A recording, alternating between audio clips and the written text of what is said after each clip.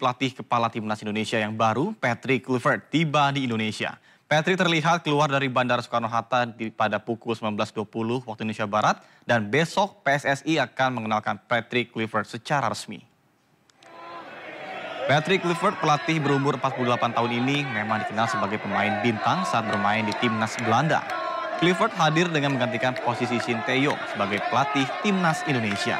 Harapan besar dari supporter Indonesia sudah menanti dari mantan asisten Louis van Gaal ini.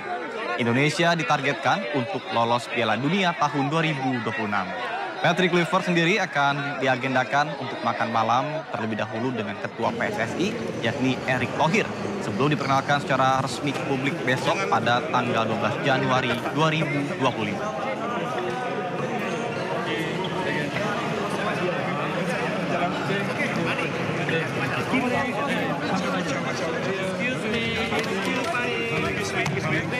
Pemirsa, dari Bandara Soekarno-Hatta, pelatih timnas Indonesia Patrick Kluivert langsung menuju Hotel Fairmont, Jakarta, tempat dirinya menginap. Dan informasi selengkapnya kita sudah terhubung dengan rekan kami Irfan Hardiansyah. Selamat malam Irfan, silakan dengan laporan Anda. Ya baik, terima kasih. Selamat malam Nata dan juga pemirsa. Saat ini saya sedang berada di tempat penginapan dari pelatih baru timnas, yakni Patrick Kluivert, di mana tadi baru saja tiba di tempat kami melaporkan saat ini sekitar pukul 20 waktu Indonesia bagian Barat. Dan tentunya tadi Patrick Kluivert sebelumnya mendarat di Bandara Suta sekitar pukul 18.35 dan disambut antusias oleh sejumlah supporter begitu yang menantikan kedatangan dari Patrick Kluivert di Indonesia. Dan tentunya tadi berdasarkan keterangan yang kami dapatkan dari Sekjen PSSI dan juga Exco PSSI bahwa untuk agenda pada malam hari ini Patrick Kluivert tidak ada agenda sama sekali, melainkan full istirahat dikarenakan memang mendarat ataupun tiba di Indonesia ini malam hari, yang memang di mana sebelumnya Ketua Umum PSSI yakni Erick Thohir menyampaikan bahwa agenda dari Patrick Kluivert pada tanggal 11 tepatnya pada hari ini akan ada beberapa agenda, yakni dinner, kemudian juga bertemu dengan para pemain lokal timnas Indonesia. Namun hal ini tadi sudah dikonfirmasi langsung oleh Sekjen PSSI dan juga Exco bahwa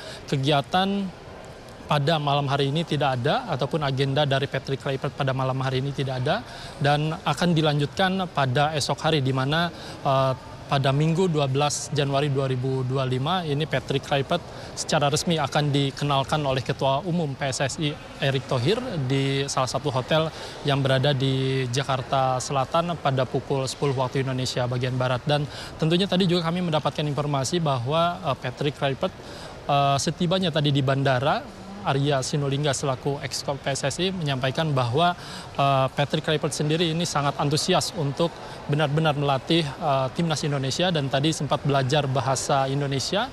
Salah satunya ini mengucapkan selamat malam, kemudian juga belajar berhitung dengan menggunakan bahasa Indonesia 1, 2, 3 begitu. Dan tentunya kita akan terus nantikan bagaimana rangkaian acara pada esok hari yang akan diperkenalkan secara langsung oleh Ketua Umum PSSI Erick Thohir. Sementara demikian, Nata. Baik. Terima kasih Irfan Hardiansyah atas laporan Anda. Selamat bertugas kembali dan salam sehat.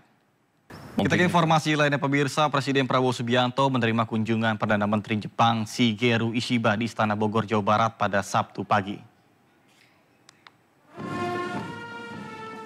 Perdana Menteri Shigeru Ishiba tiba pada pukul 10 waktu Indonesia Barat dengan mengenakan setelan jas berwarna abu-abu. Perdana Menteri Ishiba disambut dengan upacara kenegaraan oleh sejumlah pasukan berkuda Pas Pampres dan Marching Band. Selain itu, sejumlah pelajar juga turut menyambut kedatangan PM Ishiba dengan mengibarkan bendera Indonesia dan juga Jepang.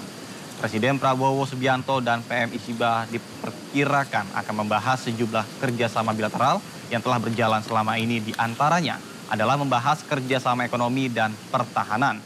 Kunjungan ini merupakan kunjungan Perdana Menteri Shigeru Ishiba ke Indonesia sejak dilantik pada November tahun 2024 yang lalu.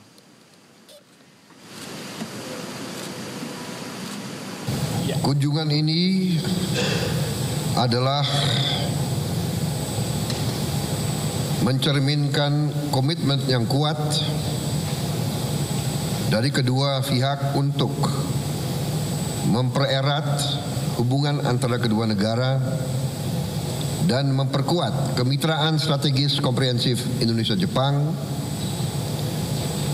dan juga komitmen kita untuk terus mencari bidang-bidang kerjasama yang lebih intensif. Sebelum ke Istana Bogor, Perdana Menteri Jepang Shigeru Ishiba berkunjung ke Taman Makam Pahlawan Kalibata, Jakarta Selatan. PM Shigeru meletakkan kerangan bunga dan tabur bunga di 5 makam warga negara Jepang yang dianugerahi bintang gerilya. Tiba di Taman Makam Pahlawan Kalibata, Perdana Menteri Jepang Shigeru Ishiba ditemani istrinya Yoshiro Ishiba. Sejumlah pejabat tinggi hadir menyambut Perdana Menteri Jepang beserta rombongan, diantaranya Pangdam Jaya, Maijen TNI Rafael Grananda Bay, dan Danrem 051 Wijayakarta Brigjen TNI Rianto, Kasko Gartab 1 Jakarta Brigjen TNI Edi Saputra.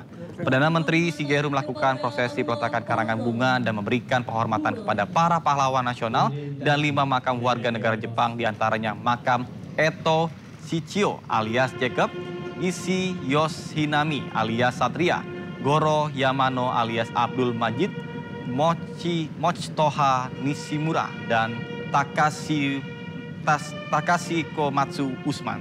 Kelimanya merupakan warga Jepang yang sengaja bertahan untuk memperjuangkan kemerdekaan Indonesia saat itu. Berkat kegigihannya, kelimanya dianugerahi gelar bintang gerilya. 1分間の黙祷を捧げます。黙祷。